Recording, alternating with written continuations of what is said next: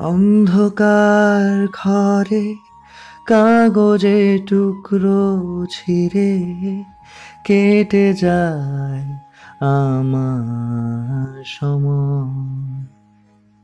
তুমি গেছো চলে, যাওনি বিস্মৃতির তলে, যেমন শুকনো ফুল বইয়ের মাঝে রয়ে যায়।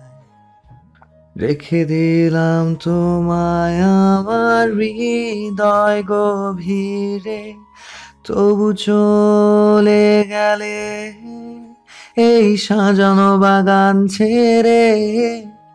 আমি রয়েছি তোমার অপেক্ষায়।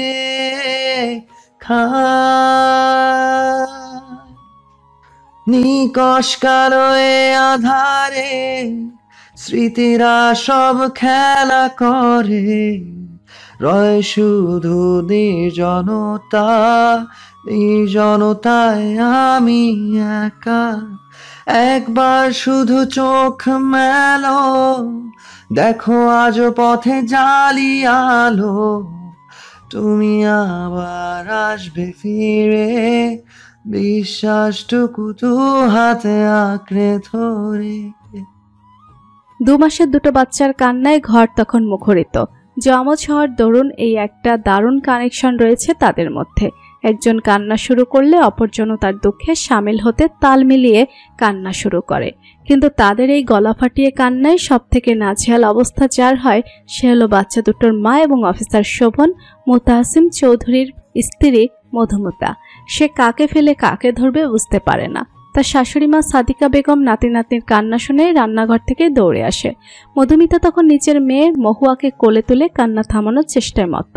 সাদিকা বেগম নাতি সোহানকে কোলে তুলে নিয়ে বলে, ছেলেটা কখন ফিরবে, জানিয়েছে কিছু?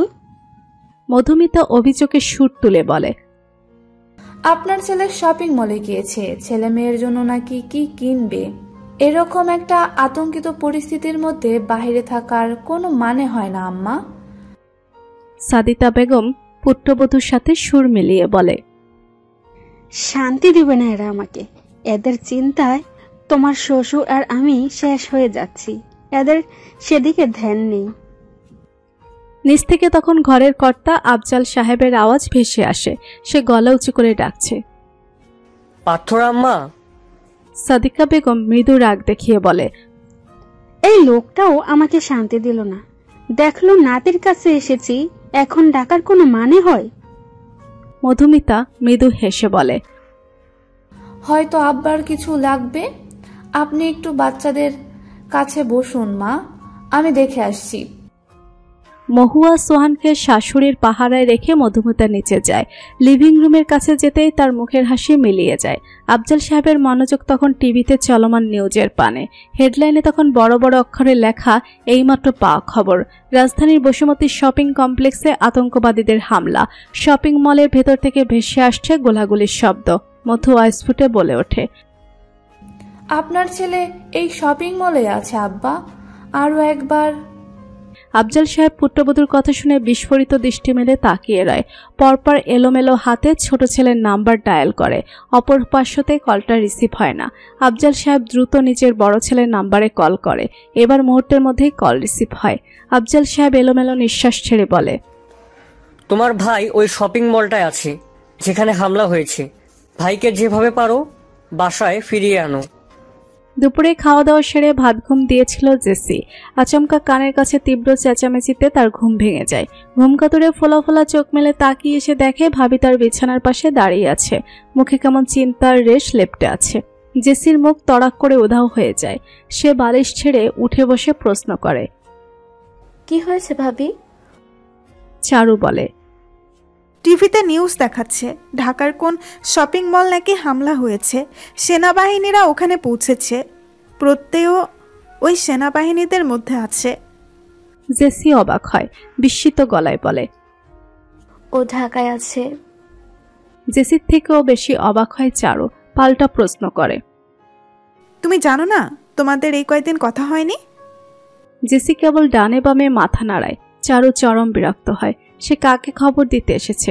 যে কিনা নিজের ভবিষ্যৎ বাগদত্তা কোথায় আছে সে খবরটা পর্যন্ত জানে না। চারু বিরক্তিকর মুখ নিয়ে বলে, তুমি ঘুমাও, তোমার কিসের চিন্তা? ছেলেটার বেঁচে ফেরার জন্য আমাদের দোয়াই যথেষ্ট। বলেই চারু রুম থেকে চলে যায়। জেসি চোখ পিটপিট করে তাকিয়ে থাকে, ভাবি তার উপর এরকম চটে গেল কেন?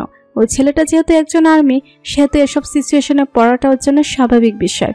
এতে জেসির কি দোষ? সে কি ওই প্রত্যেককে বলেছে যে তুমি আর্মি হও? জেসি বিরক্তিতে বলে, হাউ রুড। বলেই সে বালিশ দিয়ে মুখ ঢেকে শুয়ে পড়ে। একটু পর নিজেই আবার উঠে বসে। ঘুম আসছে না আর। অস্থিরতার টেনশন হলো একটা ছোঁয়াচে রোগ। এই যে ভাবি এইমাত্র এসে টেনশনের বীজ জেসির ভেতর রোপণ করে দিয়েছে। এখন জেসির অস্থির অস্থির লাগছে। সে অস্থিরতা নিয়েই ফোনটা হাতে নেয়। কি মনে করে যেন গ্যালারিতে প্রবেশ করে। স্ক্রল করে কিছুটা নিচে যেতেই 4 মাস আগের কিছু ছবি তার সামনে আসে। সেদিনকার ছবি যখন প্রত্যয় নামক ছেলেটা প্রথম তাকে দেখতে এসেছিল, কি নিখুঁত হাসি মুখে ফুটিয়ে ভদ্র ছেলে সেজে জেসির আব্বু আর ভাইয়ার পাশে বসে আছে। চেহারা দেখে বোঝা যায় ছেলেটা একটা মিসকে শয়তান। পর মুহূর্তে জেসির ফরহাদের বলা কথাগুলো মনে পড়ে যায়। সে ছবিটা কিছুটা জুম করে প্রত্যয়ের চেহারা খুঁটিয়ে খুঁটিয়ে দেখতে থাকে। আনমনে বলে ওঠে, maybe you are not wrong or maybe I am not right. পরপর সে প্রত্যয়ের নাম্বার একটা ছোট খুদে বার্তা পাঠায়, আব্বুর অতি পছন্দের সুপাত্র, স্টে সেফ। তীক্ষ্ণ বোমা বিস্ফোরণের শব্দে সবার কান ঝিম ধরে আসছে। সৈন্যরা একতলা একতলা করে চেক করে উপরের দিকে এগিয়ে আসছে। চতুর্থ তলায় পৌঁছতেই সৈন্যের দল দূর হতে দেখে পিলারের আড়াল হতে সিভিল ইউনিফর্ম পরিহিত একজন পুলিশ অফিসার নিজের পিস্তলে চড়ে একা দুজন আতঙ্কবাদীকে প্রতিহত করার চেষ্টা চালিয়ে যাচ্ছে। সৈন্যদের মধ্যে একদম সামনে দাঁড়িয়ে থাকা পুরুষটা ইশারা দিতেই সৈন্যদল দুভাগে বিভক্ত হয়ে দুটো ভিন্ন রাস্তা ধরে চলে যায়। এদের একদল উল্টো পথ দিয়ে ঘুরে এসে আতঙ্কবাদীদের মোকাবেলা করবে, আর বাকি একদল উপরের ফ্লোরগুলোই যাবে। দুটো দল প্রস্থান করতেই সামনে দাঁড়িয়ে থাকা পুরুষটা অতি কৌশলে এক একটা পিলারের পেছনে আড়াল হয়ে পৌঁছে যায় অফিসার শোভন মুস্তাসিম চৌধুরীর কাছে। আড়াল হতে আতঙ্কবাদীদের উদ্দেশ্যে গুলি ছুটতে ছুটতে শীতল স্বরে বলে, long time no see officer Shovon. Shovon অবাক হয়ে পাশ ফিরে তাকায়, পরপর উজ্জ্বল দৃষ্টি নিক্ষেপ করে বলে, অবশেষে আমাদের আবার দেখা হয়ে গেল মেজর। দুর্জয় তীক্ষ্ণ দৃষ্টি আতঙ্কবাদীদের দিকে স্থির রেখেই বলে ওঠে, নিচে অল ক্লিয়ার।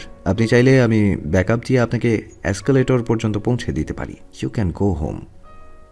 শোভন আত্মবিশ্বাসের সুরে বলে, বাসায় অবশ্যই ফিরব, পরিবার অপেক্ষায় আছে, তবে আগে অসভ্যগুলোর শেষ দেখতে চাই।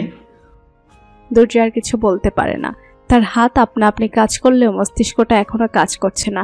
ফিরতে তো তারও হবে। দুটো মানুষের অবস্থা জানার জন্য তার ফিরতে হবে। মানুষ দুটো আদৌ বেঁচে আছে নাকি সেই খবরটুকুও দুর্জয়ের জানা নেই। সেই সুযোগটুকুও পেল না। বেছে নিল নিজের দেশের প্রতি দায়িত্বকে, আর ওই দুটো মানুষকে আল্লাহর ভরসা ওনার আমানতে ছেড়ে দিল। কিছু ঘন্টার অপেক্ষা শুধু। সাইফ, সাদাত, জুনায়েত ও প্রত্যয় দ্বিতীয় দলের অংশ। তারা পঞ্চম তলা পার করে ষষ্ঠ তলায় এসে পৌঁছাতেই দেখে চারিদিকটা ফাঁকা। কেবল একটা আউটলেটের ভেতর থেকে ভেসে আসছে মৃদু গুঞ্জনের এবং ফুফানোর শব্দ। সাইফরা সেদিকে যায়। একটা বিশাল মেন্স শু কালেকশনের আউটলেটের ভেতর লুকিয়ে আছে প্রায় 50-এর অধিক সাধারণ মানুষ। উপরের তলাগুলো থেকে ভেসে আসছে বোমা বিস্ফোরণের শব্দ। নিচের তলা থেকে ভেসে আসছে গোলাগুলির শব্দ। এরা সবাই কোনো পথ না খোলা পেয়ে বাধ্য হয়ে এখানে আশ্রয় নিয়েছে। কিন্তু সৈন্যদের দেখতেই সবার চোখে আশার আলো ফুটে ওঠে। সাইফ পরিস্থিতি আন্দাজ করে দ্রুত নিজের হ্যান্ড হেল্ড ট্রান্সফারটা কানেক্ট করে বলে, ডোমস ফর কলিং। ট্রান্সফারের অপর পাশ হতে শীতল স্বরটা ভেসে আসে, domes one here. Sir, 6th ফ্লোরে 50 জনের অধিক সিভিলিয়ান আছে। দে আর নট সেফ হিয়ার। উপরের ফ্লোরের আতঙ্কবাদীরা এনি টাইম এই ফ্লোরে এসে পৌঁছাবে স্যার। দুর্জয় দ্রুত আদেশ বর্তায়, এমার্জেন্সি স্টেয়ারওয়ের পথটা সেফ। আমি এদিকে কভার করছি। দ্রুত সবাইকে স্টেয়ারওয়ে ধরে নিচে পাঠানোর ব্যবস্থা করো। Roger that sir. সাহেব ট্রান্সিভারটা রেখে নিজের দলের সদস্য সংখ্যার দিকে তাকায়। সে সহ পুরো 10 জন সৈন্য আছে। সাহেব দ্রুত প্ল্যান কষে নিচু গলায় সবার উদ্দেশ্যে বলে, আপনাদের সেফলি এখান থেকে নিয়ে যাওয়া হবে। ইমার্জেন্সি স্টেয়ারওয়ে ধরে আপনারা নিচে চলে যাবেন। একটু শব্দ করবেন না দয়া করে। আমাদের 4 জন সৈন্য আপনাদের সেফটি নিশ্চিত করার জন্য সঙ্গে যাবেন। Please cooperate with them. আর হট্টগোল না করে সবাই একটা সিকোয়েন্স মেনটেন করে দাঁড়ান। মহিলা আর বাচ্চাদের মাঝখানে জায়গা দিন। পুরুষরা 2 ভাগে বিভক্ত হয়ে যান। অর্ধেক সামনে থাকুন আর বাকি অর্ধেক পিছনে থাকবেন। বাঁচার আশায় কেউ টু শব্দ করলো না। মুহূর্তে সবাই সাইফের কথা মতো সিকোয়েন্স মেনটেন করে দাঁড়িয়ে পড়ে। সাইফ, জোনায়েদ এবং সাদাত সহ আরও 2 জন সৈন্যকে সিভিলিয়ানদের নিচে নিয়ে যাওয়ার দায়িত্বটা বুঝিয়ে দেয়। সাদাত যাওয়ার আগে কেবল বলে, 6 জন যথেষ্ট হবে, তোরা সামনে নিতে পারবি? সাইফ আত্মবিশ্বাসের সুরে বলে, we are more than enough. Junaid বলে, হোল্ড অন, সবাইকে নিচে পৌঁছে দিয়ে আমরা দ্রুত ফিরে আসবো। সিভিলিয়ানদের নিয়ে সাদাতটা প্রস্থান করতেই সাইফরা উপরের ফ্লোরের দিকে রওনা হয়। নিচের ফ্লোরগুলোর মানুষরা দ্রুত বেরিয়ে যেতে পারলে উপরের ফ্লোরের মানুষগুলো আটকা পড়েছে। তাদের উদ্ধার করার উদ্দেশ্যেই সৈন্যরা পা বাড়ায়। নিশার বুক কাঁপছে। টিভির দিকে বড় বড় চোখ করে তাকিয়ে আছে সে। আব্বুর মুখে যখন শুনল ঢাকায় অ্যাটাকের খবর, তখন থেকে অদ্ভুত এক ভয় আর শূন্যতা তাকে জেগে ধরেছে। সেই ভয়ের রেশ ধরেই সে সাইফকে কল করেছিল। সেই মলে প্রবেশের পূর্বে মানুষটাকে জানিয়েছে যে সে অপেক্ষায় থাকবে। ছন্ন ছাড়া লাগামহীন মানুষটাকে নিশার উৎকণ্ঠা বুঝতে সক্ষম হয়েছে। সে কি বুঝেছে নিশা কতটা কাতর হয়ে পথ চেয়ে আছে? গত কটা দিন নিশার মনে যে ভূমিকম্প বয়ে গিয়েছে, সম্পর্কে কি তার ধারণা আছে কোনো?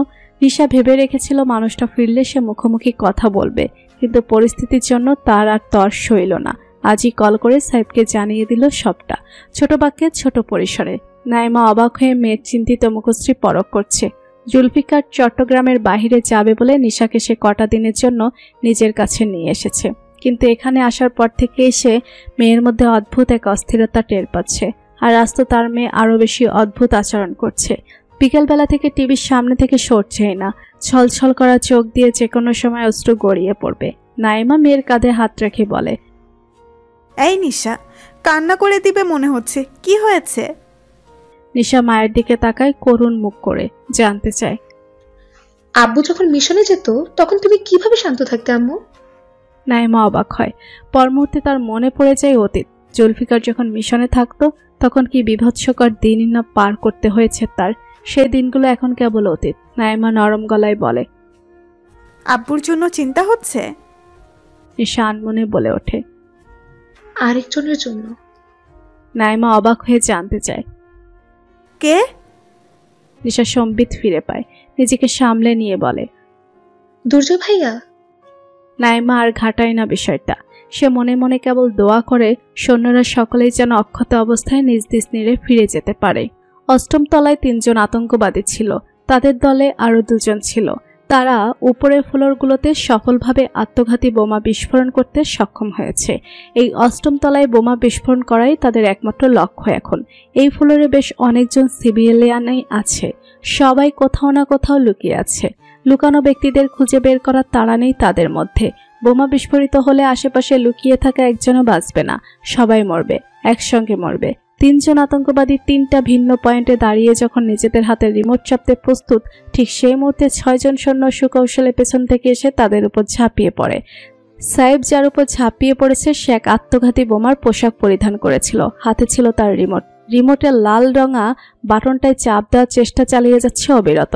সাইফ এক হাতে সেই আতঙ্কবাদীর ঘাড় পেঁচিয়ে ধরে রেখে দাঁতে দাঁত চেপে বলে, নট ইয়েট চান্দু, আজকে একদমই মরার মুড নেই আমার। বউ এক কবুল বললো আজ, বাকি 2 কবুল না শুনে তাকে কিভাবে বিধবা হতে দেই? কথাটুকু বলেই অপর হাতের সাহায্যে সেই যুবকের হাতের রিমোটটা নিজের নিয়ন্ত্রণে নিয়ে নেয় সাইফ। অতঃপর রিমোটটা দূরে ছুঁড়ে ফেলেই সে যুবককে নিজের দিকে ফিরিয়ে এলোপাথারি ঘুষি মারতে শুরু করে। নিজের শক্ত হাতের শক্তি দ্বারা মুহূর্তে আতঙ্কবাদীর মুখের নকশা বদলে দেয়। ঠিক সেই মুহূর্তে 8ম তলার অন্য প্রান্তে একটা বিকট বিস্ফোরণ হয়। সাইফ সহ সকলেই সেদিকে চমকে তাকায়। তাদের থেকে ঠিক আনুমানিক 50 অথবা 60 হাত দূরে সেই আতঙ্কবাদী ছিল। বিস্ফোরণটা তার মাধ্যমেই হয়েছে। সাইফ এক ঘুষিতে সেই অর্ধ চেতনাহীন আতঙ্কবাদীকে অজ্ঞান করে এলোমেলো দৃষ্টি মেলে চারিপাশে তাকায়। দ্বিতীয় আতঙ্কবাদীর শিওরে 2 জন সৈন্য আছে। বাকি একজন সৈন্য ওয়াশরুম এরিয়ার ধারে সিভিলিয়ানদের খুঁজতে ব্যস্ত।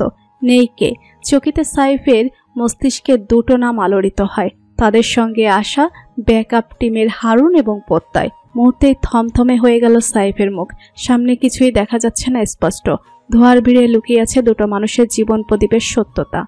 চতুর্থ তলায় উপস্থিত আতঙ্কবাদীদের অস্ত্র শক্তি ধূলিসাৎ করে পরিস্থিতি নিজেদের নিয়ন্ত্রণে নিয়ে নেয় মেজর শাহরিয়ার দুর্জয়ের আওতায় পরিচালিত সৈন্যদল। অফিসার শোভন মোতাসিম চৌধুরী মুখে তখন জয়ের হাসি। দুর্জয়ের পানে তাকিয়ে তিনি বলেন, সফল হয়নি মেজর, আমরা হতে দেইনি। দুর্জয় মলিন স্বরে বলে, আলহামদুলিল্লাহ। সিভিলিয়ানদের নিচে পৌঁছে দেওয়ার দায়িত্বপ্রাপ্ত 4 জন লেফটেন্যান্ট তখন চতুর্থ তলায় এসে উপস্থিত হয়। তাদের দেখে দুর্জয় জানতে চায়, সবাইকে সেফলি পৌঁছে দেওয়া হয়েছে? সাদাত স্পষ্ট গলায় বলে, ইয়েস স্যার। দুর্জয় এবার শোভনের পানে তাকিয়ে বলে, পুলিশ ফোর্স বাইরে অপেক্ষারত আছে অফিসার, আমাদের ওপরে যেতে হবে। You should go back to your family now. Shovan মৃদু হাসে, হেসে মাথা নেড়ে দুর্জয়ের দিকে হাত বাড়ায়। নিজের বুকের অস্থিরতা চেপে দুর্জয়ও হাত বাড়ায়। হাতে হাত মিলিয়ে প্রস্থানের পূর্বে অফিসার শোভন মুস্তাহাসিম চৌধুরী বলে, মেজর, বিদায় মুহূর্তে আপনি যেন কি বলেন সব সময়। দুর্জয় মৃদু ভুরু কুঁচকে রয়। তার মস্তিষ্ক মনে করতে পারছে না কি বলে সে। শোভন কিছুটা মনে করার চেষ্টা করে প্রফুল্ল গলায় বলে ওঠে, oh yes, may our country live long. Durjoy মিলান হেসে নিজেও বলে, may our country live long. Officer প্রস্থান করতেই দুর্জয় দুজন সৈন্যকে বলে নিহত 2 আতঙ্কবাদীর কাছে থাকতে আর বাকিদের নিজের সঙ্গে আসার জন্য ইশারা দেয়। বুট ও পরিহিত শক্ত পায়ের দাপুটে আওয়াজে চলন্ত এসকেলেটরটা মৃদু কেঁপে ওঠে। দুর্জয়রা যখন 6ষ্ঠ তলায় পৌঁছায় ঠিক সেই মুহূর্তে আচমকা 8ম তলা হতে বিস্ফোরণের শব্দ ভেসে আসে। বিকট সেই শব্দ। সকলে এক মুহূর্তের জন্য থামে, হতবিহ্বল হয়ে একে অপরের মুখে পানে চায়। অতঃপর এক প্রকার দৌড়ে দ্রুত 8ম তলায় পৌঁছায়। 8ম তলার যে পাশটায় বিস্ফোরণ ঘটেছে সেদিকে সৈন্যদের হইচই। বিস্ফোরণের ফলে সম্পূর্ণ একটা স্টোরের অনেক অংশে ধ্বংস পড়েছে। ধোঁয়ার ফলে তা স্পষ্ট দেখা যাচ্ছে না। তবুও সৈন্যরা নিজেদের 2 সাথীকে খুঁজে ফিরতে ব্যস্ত। দুর্জয়রা 8ম তলায় এসে উক্ত পরিস্থিতি দেখে স্তব্ধ বনে যায়। রাফি জানতে চায়, কি হয়েছে? সাইফ এলোমেলো গলায় বলায়, প্রত্যয় আর লেফটেন্যান্ট হারুন আতঙ্কবাদীর সাথে ছিল, বিস্ফোরণ হয়েছে। দুর্জয় এক মুহূর্ত অপেক্ষা করে না, মুখে রুমাল বেঁধে দ্রুত এগিয়ে যায় ধোঁয়ার ভেতরে। তার দেখা দেখি বাকিরও একই কাজ করে, কেউ রুমাল বেঁধে, কেউ বা নাক মুখ খোলা রেখে। ধোঁয়ার তীব্রতা কিছুটা কমে আসতেই ফারদিন ধ্বংসস্তূপের মধ্যে একটা দেহ দেখতে পায়। সে চিৎকার করে ওঠে। সকলে এগিয়ে আসে। রক্তাক্ত সেই দেহ, জীবিত নাকি মৃত বোঝার সাধ্য নেই। জোনায়েত এগিয়ে গিয়ে দেহটাকে চাপটে ধরে, চেঁচিয়ে ডাকে, মেডিকেল হেল্প প্লিজ। দুর্জয় ফাঁকা মস্তিষ্ক নিয়ে দেহটা দেখে লেফটেন্যান্ট হারুনের দেহ। গুরুতর অবস্থা ওনার। তার কাছেই রয়েছে নিথর আতঙ্কবাদীর দেহ। বিস্ফোরণের সময় সে আতঙ্কবাদীর নিকটে ছিল বলেই হয়তো ক্ষয়ক্ষতির ভারটা বেশি সইতে হয়েছে। সবাই যখন লেফটেন্যান্ট হারুনকে স্ট্রেচারে তুলতে ব্যস্ত, সেই মুহূর্তে সাইফ অস্থির হয়ে চারিদিকে প্রত্যয়কে খুঁজতে থাকে। আউটলেটের দ্বার প্রান্তে তখনও সাদা কালো ধোঁয়ার মেলা। সেই ধোঁয়ার মধ্যে থেকেই কারো চাপা আর্তনাদ ভেসে আসে। সাইফ চকিতে সেই পানে তাকায়। এক মুহূর্তে অপেক্ষা না করে সেদিকে এগিয়ে যায়। একটা বিশাল সাইনবোর্ডের নিচে চাপা পড়ে আছে অর্ধেক দেহ। ডান পাটা বেকায়দায় আটকে আছে। চোখ মুখ কুচকে ব্যথায় চাপা আর্তনাদ করছে প্রত্যয়। দৃশ্যটুকু স্পষ্ট হতেই সাইফ চেঁচিয়ে ওঠে। কাছে গিয়ে একা হাতে সেই সাইনবোর্ড টেনে তোলার চেষ্টা করে।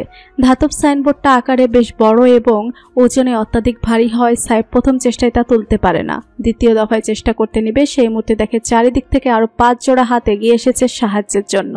সাইফ চোখ তুলে 5 জোড়া হাতের মালিকের পানে তাকায়। দুর্জয়, সাদাত, রাফি, জুনায়েত ও ফারদিনকে দেখে ভরসা খুঁজে পায়। 10 মিলে করি কাজ, হারি জিতে নাহিলাজ। উক্তিটাকে সত্য প্রমাণ করে 6 জন মিলে সাইনবোর্ডটা তুলে দূরে ছুঁড়ে ফেলে। প্রত্যয়ের কাছে এগিয়ে যায়। সাইফ প্রত্যয়ের মাথাটা নিজের কোলে তুলে নেয়। কপালের এক পাশ ফেটে রক্ত ঝরছে। শরীরটা কেমন নেতিয়ে পড়েছে। চেতনা তখন আধো আধো আছে। সাদাত ডাকে, প্রত্যয়, শুনতে পাচ্ছিস ভাই? প্রত্যয় অস্ফুটে বলে, আমার পা। রাফি চিন্তিত স্বরে শুধায়, পা ব্যথা করছে? অনুভব করতে পারছি না কিছু। সবাই ভীতিকর দৃষ্টি মেলে একে অপরের দিকে তাকায়। ততক্ষণে আরেকটি স্ট্রেচার এসে হাজির। দুর্জয় শীতল গলায় বলে, ভারী সাইনবোর্ড পায়ের উপর ছিল, তাই হয়তো নাম ফিল করছে। হসপিটাল নিয়ে যেতে দাও, কিচ্ছু হবে না ইনশাল্লাহ। ঘড়ির কাঁটা অলস ভঙ্গিতে চলছে। লিভিং রুমে একত্রিত হয়ে বসে আছে গোটা পরিবার। দৃষ্টি তাদের টেলিভিশনের পানে স্থির। নিজের রুমের দরজার সামনে পর্দার আড়ালে লুকিয়ে থাকা রমণী দূর হতে দেখছে সেই দৃশ্য। সামনে যাওয়ার সাহস করছে না, ভুলে গেলেই মা আর ভাবি সবার আগে তার পিঠে তবলা বাজাবে, দুমাদুম কিল ঘুষিও পড়তে পারে। ফোনটা চিৎকার করে বেজে উঠতেই জাহিদ এক মুহূর্ত অপেক্ষা না করে ফোনটা রিসিভ করে। সবাই উদ্গ্রীব হয়ে জাহিদের পানে তাকিয়ে থাকে। জাহিদ ফোন রেখে মুখটা থমথমে করে রয়। চারু চিন্তিত স্বরে জানতে চায়, কি বলেছে আঙ্কেল? প্রত্যয়ের কোনো খবর পাওয়া গিয়েছে? বিস্ফোরণ হয়েছে, ইনজুর্ড, হসপিটালে নেওয়া হয়েছে। মেয়ের জন্য পছন্দ করা সুপাত্রের ব্যাপারে এমন একটা করুণ খবর জানতে পেরে আলাউদ্দিন সাহেব আহত হয়। বন্ধুর প্রতিও সহমর্মিতা অনুভব করেন। বন্ধু নিজের মনের কথা প্রায় আলাউদ্দিনের সাথে আলাপ করেন। এক পুত্র শোকে এখনো কাটিয়ে উঠতে পারেননি তিনি লোকটা। এই পরিস্থিতিতে নিশ্চয়ই খুব ভেঙে পড়েছে। আলাউদ্দিন সাহেব স্থির থাকতে পারেন না, উদ্বেগ মিশ্রিত স্বরে বলে, আমি ঢাকা যাব জাহিদ, এয়ার টিকেটের ব্যবস্থা করো, নেক্সট ফ্লাইটেই যেতে চাচ্ছি। জাহিদ অমত জানায় না। আগামীকাল তার খুব গুরুত্বপূর্ণ বিজনেস মিটিংটা না থাকলে সেও এই মুহূর্তে আব্বুর সাথে যেত। আলাউদ্দিন সাহেব রেডি হওয়ার জন্য রুমের ভেতর যেতে নেবে, ঠিক সেই মুহূর্তে বাড়ির ছোট মেয়ে অত্যন্ত স্বাভাবিক ভঙ্গিতে লিভিং রুমে এসে উপস্থিত হয়। অদ্ভুত অধিকারবোধ মিশিয়ে বলে, আমিও আব্বুর সাথে যাব, আমার জন্য একটা টিকিট বুক করো ভাইয়া। আলাউদ্দিন সাহেব মেয়ের দিকে শীতল দৃষ্টি নিক্ষেপ করে। পুত্রবধূর কাছে মেয়ের অসামাজিকতা এবং কাণ্ডজ্ঞানহীনতা সম্পর্কে জেনেছেন তিনি, আর জানার পর থেকেই তিনি মেয়ের প্রতি অসন্তুষ্ট। তবুও তিনি কথা না বাড়িয়ে বলেন, জাহিদ, তোমার বোনের জন্য টিকিটের ব্যবস্থা করো। চারপাশে মৃদু ফিনাইলের গন্ধ। এয়ার কন্ডিশনের আওতাভুক্ত স্থানে থেকেও তিত্তির করে ঘামছে সাইফ। অস্থির পায়ে ইমার্জেন্সি এরিয়ার বাহিরে পায়চারি করছে। শুধু সে একা নয়, আরও 4 জন সৈন্য একই অস্থিরতার ভেতর সময় পার করছে। করিডোর হয়ে হেঁটে যাওয়া প্রতিটা মানুষই ঘুরে ঘুরে বারবার তাদের দেখছে। আচমকা ফোনের রিংটোন বেজে উঠতেই সাইফ পকেট থেকে ফোনটা বের করে। স্ক্রিনে নামটা দেখতে দ্রুত সবার অগোচরে হসপিটাল থেকে বেরিয়ে আসে। কলটা রিসিভ করে কানে ধরতেই আতঙ্কিত রমণীর সুধায়, ঠিক আছেন আপনি? সাইফ চোখ তুলে একবার চারিপাশে তাকায়। চারিপাশে কেমন দুঃখ দুঃখ ভাব মিশে আছে। হসপিটাল প্রাঙ্গণ বলে হয়তো। সাইফ ধিমি স্বরে বলে, ঠিক আছে। আব্বুর সাথে কথা হয়েছে মাত্র, আলহামদুলিল্লাহ সিভিলিয়ানরা ঠিক আছে, চিন্তা করবেন না, প্রত্যয় ভাইও ঠিক হয়ে যাবে। সাইফ এবার মাথা তুলে আকাশের পানে তাকায়। মেয়েটা হয়তো জানে না এই মিশনে একজন লেফটেন্যান্ট শহীদ হয়েছে, লেফটেন্যান্ট হারুন। অবশ্য কেউই হয়তো এখনো জানে না এই ব্যাপারে। কিছুক্ষণ পূর্বে ইমার্জেন্সি ইউনিট থেকে বেরিয়ে আসা ডক্টর সাহেবদের এই ব্যাপারে নিশ্চিত করেছেন। ফোনের অপর পাশ হতে নিশা নিজেই আবার বলে, আপনি কি ক্লান্ত? বিষণ্ণতায় মোড়ানো পরিবেশের মধ্যে এই 3 বাক্যের প্রশ্নতে সাহেব সুখ খুঁজে পায় আচমকা। সে কোমল স্বরে বলে, আমি সুখী ইয়াসমিন, আপনি আজকাল সুখ হয়ে ধরা দিচ্ছেন। আমার ছন্নছাড়া জীবনে সুখ হওয়ার জন্য আমি আপনার প্রতি কৃতজ্ঞ। রাত তখন 8:30টার কাটা পেরিয়েছে কেবল। ব্যস্ত নগরীর শান্ত রাস্তার ধারে গাড়ি এসে থামে। গাড়ি হতে নেমে আসে প্রায় 4 ঘন্টা নিঃশ্বাস আটকে বসে থাকা মানুষটা। মস্তিষ্কটা তার তখনও ফাঁকা। আকাশপথে ঢাকা হতে চট্টগ্রাম রওনা দেওয়ার পূর্বেই সে কাঙ্ক্ষিত খবরটুকু পেয়েছে। তবুও পুরোটা সময় হৃৎপিণ্ড এক প্রকার হাতে নিয়েই বসেছিল সে। পথের ধারে পিচঢালা রাস্তা থেকে সামান্য উঁচু ফুটপাতে স্থবির হয়ে বসে থাকা মানবীকে দেখে ধীর পায়ে এগিয়ে যায় সেই পানে। সামান্য গিয়ে হাঁটু গেড়ে বসে। ক্লান্তদেহী মানবী এতক্ষণ মাথা নিচু করে বসেছিল। সামনেকার উপস্থিতি টের পেতেই সে চোখ তুলে তাকায়। থমথমে মুখের স্থির দৃষ্টি দেখতেই ফের চোখ নামিয়ে ফেলে। দুর্য একটুও শব্দ করে না, কিছু বলেও না, কেবল হাত বাড়িয়ে বানের ঘাড়ে মুখ লুকিয়ে রাখা বাচ্চাটার মাথায় হাত বুলিয়ে দিতে নেয়। সঙ্গে সঙ্গে বাচ্চাটা আতঙ্কে কেঁপে ওঠে। আরও শক্তপোক্ত ভাবে মাকে জড়িয়ে ধরে। বাণী শান্ত গলায় বলে, এখনো ভয় থেকে বের হতে পারেনি। দুর্জয় দমে না, আবারও হাত বাড়িয়ে বন্যির মাথায় হাত রাখে। কোমল স্বরের ডাকে, আমি মেজর, লুক অ্যাট মি বাচ্চা, দেখুন ভয়ের কিচ্ছু নেই। বন্যি মাথা তুলে তাকায় না, মায়ের কোলেই পড়ে রয়। শেষ অপরাহ্নে দেখা দৃশ্যটা এখনো তার ছোট মস্তিষ্ক প্রসেস করতে পারেনি। হাতে ব্যান্ডেজ করিয়ে ওষুধপত্র নিয়ে যখন মাম্মার সাথে ফিরে কেবল রিক্সা থেকে নামলো, ঠিক সেই মুহূর্তে বিভৎসকর ঘটনাটা ঘটেছে। চোখের সামনে বন্যি দেখলো তার অ্যাপার্টমেন্টটা আগুনে দাউ দাউ করে উঠল, সেই সঙ্গে বিকট বিস্ফোরণের শব্দ। আর তারপর আর কিছুই বন্নি বুঝতে পারেনি। বারবার ওই দুপুরে ঘটনাটাই তার চোখের সামনে প্লে হচ্ছে, আর সঙ্গে সঙ্গে সে ভয়ে সিটিয়ে যাচ্ছে। দুর্জয় এবার বাণীর উদ্দেশ্যে বলে, চলো। বাণী ক্লান্ত স্বরে জবাব দেয়, আমাকে আমার পরিস্থিতিতে ছেড়ে দাও। সরি, বাট রাস্তার মাঝে ছেড়ে দিতে পারছি না। রেস্ট দরকার তোমাদের, সঙ্গে চলো। বাণী নড়ে না, উঠেও না। দুর্জয় বাধ্য হয়ে হাত বাড়িয়ে বন্নিকে কোলে তুলে নেয়। বন্নি ভয়ে গুটিয়ে যেতে নিলেই সঙ্গে সঙ্গে তার মাথা বুকে চেপে ধরে বলে, ইটস ওকে, ইটস ওকে, ভয় পাবেন না, আমি। বন্নি আশ্বস্ত হলো কিনা বোঝার উপায় নেই। সে নীরব হয়ে আবার মুখ লুকায় দুর্জয়ের কাঁধে। বন্নিকে কোলে নিয়ে সোজা হয়ে উঠে দাঁড়িয়ে দুর্জয় অপর হাত বাড়িয়ে দেয় বাণীর দিকে। সে বাড়ানো হাত বিন্দুমাত্র সংকোচ কিংবা অস্বস্তি নেই। এই দুটো মানুষের চিন্তায় ঘণ্টাখানেক আগেও দুর্জয়ের শ্বাস আটকে ছিল। বিশাল একটা মিশন চলাকালীন সম্পূর্ণ সময়টাই মস্তিষ্ক জুড়ে এই দুটো মানুষের আধিপত্য ছিল। অদ্ভুত সেসব অনুভূতি, অদ্ভুত সব হিসাব। সেসব না হয় দুর্জয় পরে মেলাবে। দুর্জয়ের বাড়ানো হাতের দিকে ফিরে তাকালো না বাণী, নিজের জায়গায় অনড় রইল। দুর্জয় ডাকে, চলো বাণী। কারো মুখে নিজের নামটুকু শুনে বাণীর চেপে রাখা দলা পাকানো অনুভূতিরা যেন আশকারা পেল। ঠেলে ঠুলে তা অশ্রু হয়ে বেরিয়ে আসে। বাণী দুহাতে মুখ ঢেকে ফেলে। নিজেকে বড্ড দোষী মনে হচ্ছে। সকালে তাড়াহুড়ো করা ভুলের ফলে একটা লোকের সম্পূর্ণ প্রপার্টি জ্বালিয়ে দিল সে। কেবল বাড়িওয়ালার বাড়িটাই না, সেই সঙ্গে বাণীর মেয়েকে সঙ্গে নিয়ে একটু একটু করে সাজিয়ে নেওয়া সুখগুলোও আগুনে জ্বলে ছাই হয়ে গিয়েছে। একটা জীবনে আর কতবার তিক্ততার স্বাদ ভোগ করতে হবে তার। দুর্জয়ের চোখে নেমে আসে বেদনার ছায়া। সামনে বসে থাকা এই মেয়েটার জন্য আজকাল তার মায়া হয়, হুটহাট চিন্তাও হয়। সে চিন্তার সঙ্গে দম বন্ধকার অনুভূতিও হয়, নিঃশ্বাসও রুদ্ধ হয়। দুর্জয় থমকায়, কিন্তু সেসব কিছু দুর্জয় পর্যন্তই সীমাবদ্ধ থাকে, কিছু বলা হয় না।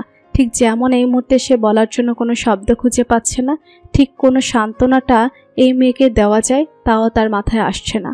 দুর্জয় এবার নিজের বাড়িয়ে দেওয়া হাতটা ধীরে ধীরে বাণীর মাথায় রাখে আলতো করে। এইটুকু আশ্বাস বাণীর বেদনার সামনে খুব কম, তা সে ভালো করেই জানে। তবুও সে নিজের হাতটা সরায় না। যদি মেয়েটা সামান্য ভরসা খুঁজে পায়, যদি মেয়েটা বুঝতে পারে সে কারো অঘোষিত দায়িত্বের তালিকায় নিজের নামটা লিখেছে, যদি মেয়েটা উপলব্ধি করে কখনো কখনো কংক্রিটেও গাছ জন্মায়, সেই গাছে ফুটে কোনো না কোনো নাম না জানা ফুল। মতিউর আরাফাতের তদারকিতে হসপিটালের প্রাইভেট একটা কেবিনে তার ছেলের ঠাঁই হলো। সম্পূর্ণ কেবিনটা বিভিন্ন মেডিসিনের গন্ধে ভরপুর হয়ে আছে। বিছানায় চিকিৎসাধীন অবস্থায় শুয়ে থাকা যুবকটার জ্ঞান ফিরতে পিটপিট করে চোখ মেলে তাকায়। ঝাঁঝালো মেডিসিনের গন্ধ তার নাকে এসে ঠেকে। রুমে তখন কেবল একজন ভদ্রমহিলা উপস্থিত ছিলেন। ভদ্রমহিলাটি আর কেউ নয় বরং প্রত্যয়ের মা, যিনি ফুফিয়ে কান্নাকাটি করতে ব্যস্ত। ছেলের জ্ঞান ফিরতে দেখেই তিনি উঠে আসেন। ছেলে শিউরে দাঁড়িয়ে বলে, বাবা এখন কেমন লাগছে? প্রত্যয় মায়ের ক্রন্দনরত মুখটা দেখে গলায় সামান্য জোর নিয়ে বলে, কান্নাকাটি থামাও।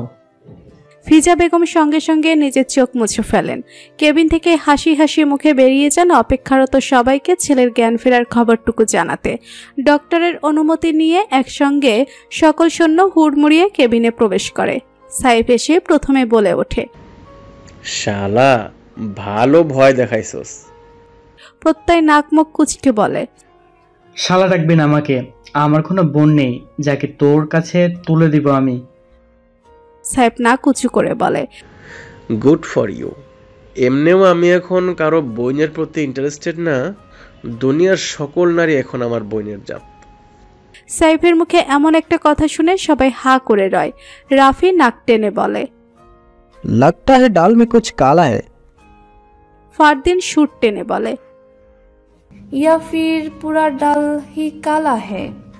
প্রত্যয় নিজের পায়ের দিকে একবার তাকায়। এখন পায়ে কিছুটা ব্যথা অনুভব করলেও মনে মনে এসে এক প্রকার শান্তি পাচ্ছে। বিস্ফোরণের পর ধোয়ার কারণে যখন কিছু দেখা যাচ্ছিল না আর প্রত্যয় নিজের পায়েও কিছু অনুভব করতে পারছিল না, তখন সে ভীত হয়ে পড়েছিল। এক মুহূর্তের জন্য মনে হয়েছিল তার পাটা আছে তো, কারণ এসব মিশনে এরকম ঘটনা বহু সৈন্যের সঙ্গে ঘটছে এবং ঘটবে। কেউ হয়তো নিজের পা হারিয়েছে, কিংবা কেউ নিজের হাত, আবার অনেকে নিজের শ্রবণ শক্তিও হারিয়েছে। আর তারপর পুরোটা জীবনের জন্য পঙ্গুত্ব বরণ করেছে। সেই জীবনটা মোটেও সুখকর নয়। সেই অসহায়ত্বে মোড়ানো জীবন কোনো সৈন্যেরই কাম্য নয়। এর থেকে শহীদ হওয়া শ্রেয়। সবাই যখন খুনসুটিতে প্রত্যেকে মাতিয়ে রাখতে মশগুল, ঠিক সেই মুহূর্তে কেবিনের দরজা ঠেলে ভিতরে প্রবেশ করে আলাউদ্দিন সাহেব। ওনার পিছু পিছু বিড়ালের মতো প্রবেশ করে ধূসর রঙের টপস আর জিন্স পরিহিত এক রমণী। গলায় তার এক কমলা রঙের স্কার্ফ ঝুলছে। গুটিসুটি পায়ে কেবিনে প্রবেশ করে সে এক কোণে দাঁড়িয়ে রয়। সৈন্যরা আলাউদ্দিন সাহেবকে দেখতে সালাম দিয়ে সরে দাঁড়ায়। আলাউদ্দিন সাহেব এসে প্রত্যয়ের হালচাল জিজ্ঞেস করে জেনে নেয়। প্রত্যয় অসুস্থ অবস্থায় ভদ্রতার সুরে বলে, আপনি কষ্ট করে কেন আসতে গেলেন আঙ্কেল? অতঃপর আলাউদ্দিন সাহেবকে পাশের চেয়ারটায় বসার জন্য অফার করে। আলাউদ্দিন সাহেব আর বসেন না। ছেলেটাকে জীবিত দেখে এবং এই অবস্থায় নম্রভদ্র ব্যবহার দেখে ওনার মন ভরে যায়। তিনি প্রত্যেককে রেস্ট নেওয়ার সুযোগ করে দিতে বিদায় নিয়ে কেবিন থেকে বেরিয়ে যায়। ওনার সঙ্গে আসা বিড়াল ছানাটা পিছু পিছু কেবিনে প্রবেশ করলেও একই ভঙ্গিতে আর পিছু পিছু প্রস্থান করে না, ঠায় দাঁড়িয়ে রয়। সাইফরা একবার আর চোখে জেসিকে দেখে আর একবার প্রত্যয়কে। দুজনকে দেখে ভাবে এদের কিছুক্ষণের জন্য একা ছেড়ে দেওয়া শ্রেয়। সবাই নীরবে রুম থেকে প্রস্থান করে। সাইফ বেরিয়ে যাওয়ার আগে জেসির মুখোমুখি দাঁড়িয়ে নিচু স্বরে বলে, হ্যালো ঝগড়াঝাটি ভাবি, আপনার যদি উদ্দেশ্য গালিগালাজ করে আমার আধমরা ভাইকে ফুলমরা বানিয়ে দেওয়া হয়ে থাকে তাহলে কষ্ট করে এখানে থাকবেন না আপনি। আর যদি আপনার উদ্দেশ্য আমার আধমরা ভাইকে সেবা টেবা করে সুস্থ করা হয়ে থাকে তাহলে থাকুন, কোনো সমস্যা নেই। ইয়োর লাভলি দেবর উইল মেক শিওর কেউ যেন আপনাদের বিরক্ত না করে। কতটুকু বলেই সাহেব চোখ টিপে হাসে। জেসি গরম চোখে তাকায়, বিড়বিড়িয়ে বলে, ম্যানারলেস ছেলে। সাহেব সেসব কথা গায়ে মাখে না।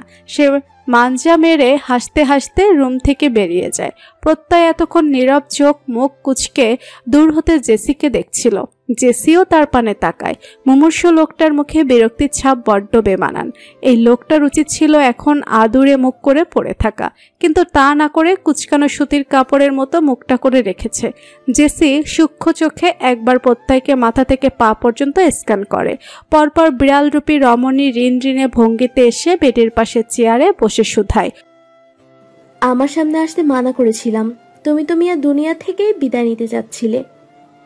প্রত্যয় মুখ কুচকে বলে, তুমি এখানে মজা লুটতে এসেছো? জেসি হাই তুলতে তুলতে বলে, মোটেও না, সুপাত্রী হতে এসেছি। প্রত্যয় অবাক সুরে জানতে চায়, মানে? জেসি প্রত্যয়ের প্রশ্নের জবাব না দিয়ে পাল্টা প্রশ্ন করে, এদিকে আশেপাশে শপিং করার জন্য উপযুক্ত জায়গা কোনটা জানো? কি কারণে? তাড়াহুড়োয় আসার সময় ভালো করে প্যাকিং করতে পারিনি, আর আমার কাছে হসপিটাল টাইপ দুঃখী দুঃখী জামাও নেই খুব একটা, তাই কিনতে হবে। জেসির অদ্ভুত সব কথা শুনে প্রত্যয় বিরক্ত হয়ে জানতে চায়, সেগুলো দিয়ে তোমার কি কাজ? আর তাছাড়া দুঃখী দুঃখী জামা কি জিনিস? দুঃখী দুঃখী জামা মানে সাবানা টাইপ জামা। তোমাকে নাকি আর কটা দিন শুনলাম হসপিটালেই রাখবে। এই কদিন রেগুলার হসপিটালে আসা যাওয়া করতে হবে আমার, তাই হসপিটাল টাইপ জামা কাপড় কিনতে হবে। প্রত্যয় এবার রেগে যায়, মৃদু চেঁচিয়ে ওঠে, এই মেয়ে, এসেছো, দেখেছো? এখন চুপচাপ ফিরে যাও। তোমার নাটক আমার মোটেও সহ্য হচ্ছে না। এসব নাটক করবে না একদম। জেসি তার রাগকে থোড়াই কেয়ার করে বলে, আমার সামান্য নাটক সহ্য করতে পারছো না, আমাকে কিভাবে সহ্য করবে তুমি? হসপিটালের ক্যান্টিনে এক চতুর্ভুজ আকৃতির টেবিলে এসে ভিড় জমিয়েছে 5 জন।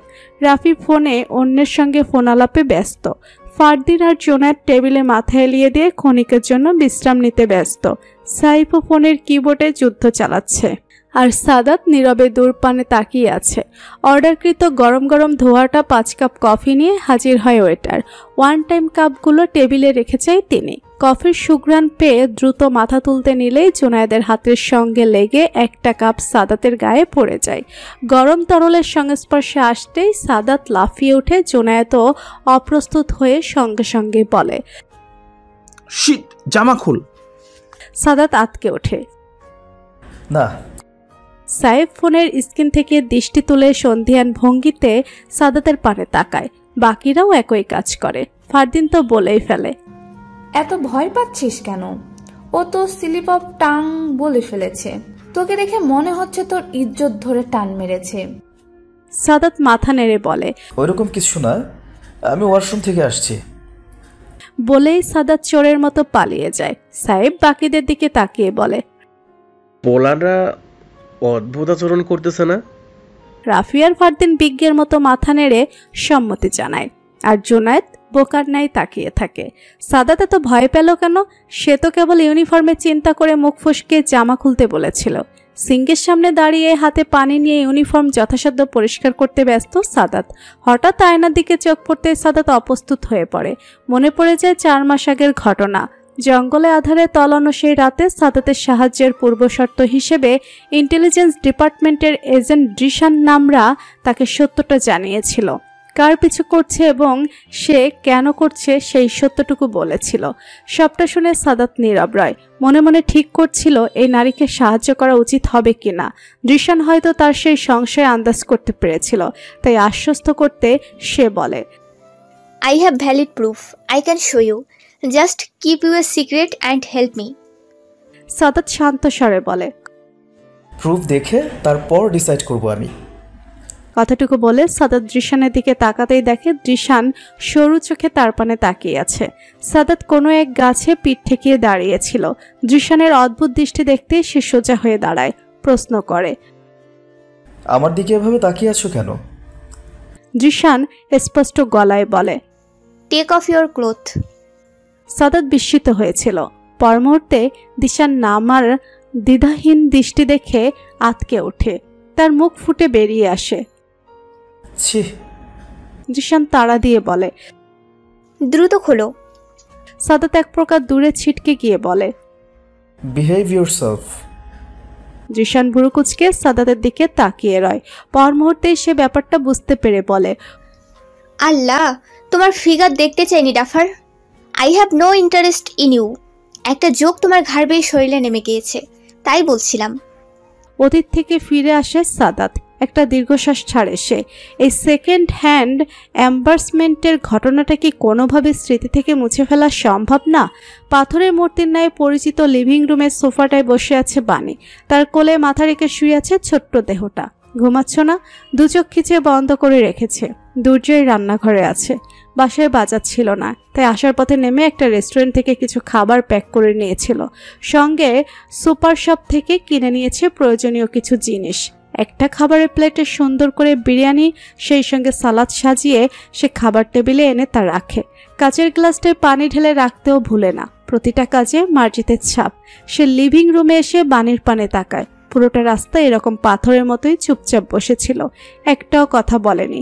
দুর্জয় এগিয়ে এসে বলে, বন্দি আমার সঙ্গে থাকুক, তুমি খেয়ে নাও। বাণী ফ্যাকাশে চোখ তুলে তাকায় দুর্জয়ের পানে। দুর্জয় কিছু বলে না। এগিয়ে এসে বন্নিকে নিজের কোলে নিয়ে বলে। বাণী আর কিছু বলে না, নীরবে উঠে খাবার টেবিলের দিকে যায়। তার বুকে বয়ে যাওয়া কষ্টটাও যেমন সত্য, একইভাবে তার পেটের খিদেটাও সত্য। সেই শেষ সকাল 11টার দিকে খেয়েছিল সে, তারপর আর খাওয়া হয়নি। বন্নি বাচ্চাটাও সারাদিন অভুক্ত, কিছু খাবে কিনা কে জানে। বাণী ধিমি গলায় বলে, বন্দিকে খাইয়ে নি আগে। দুর্জয় বলে, ওর কথা আমি ভুলে যাইনি, ওকে নিয়ে চিন্তা করো না, তুমি খেতে বসো। বাণী আর কথা বাড়ায় না। দুর্জয়ের কথার বিপরীতে সে কখনো কিছু বলতে পারে না। কেন পারে না জানে না। বাণী খেতে বসতেই দুর্জয় গিয়ে এসে বলে, তুমি খাও, আমরা ভেতরেই আছি। বাণী ফ্যাল দৃষ্টি মেলে দেখে দুর্জয় তার মেয়েকে নিয়ে নিজের ব্যক্তিগত রুমে প্রবেশ করছে। সেই রুমটা, যে রুমটা নিয়ে দুর্জয়ের এত গোপনীয়তা। বাণী দৃষ্টি ফিরিয়ে খাওয়ার দিকে মনোযোগ দেয়। খিদায় তার পেট ও বুক দুটোই ব্যথা করছে। আচমকা বাণীর মনে পড়ে যায় 6 বছর পূর্বের অতীত, যখন বন্নি তার পেটে ছিল। সারাটা দিন বাণী না খেয়ে থাকতো। যত ধরনের অবহেলা আছে সব করতো নিজের প্রতি, পেটের বাচ্চার প্রতি। কিন্তু শেষ রাতে খিদের যন্ত্রণায় আর সহ্য করতে পারত না। বুক ব্যথাটা যখন অসহ্যকর ঠেকত, তখন বাধ্য হয়ে জেতের সঙ্গে সন্ধি বিচ্ছেদ করত। সবার আড়ালে লুকিয়ে রান্নাঘরে ঢু মারত। ফ্রিজ থেকে বের করে ঠান্ডা সাদা ভাত খেত।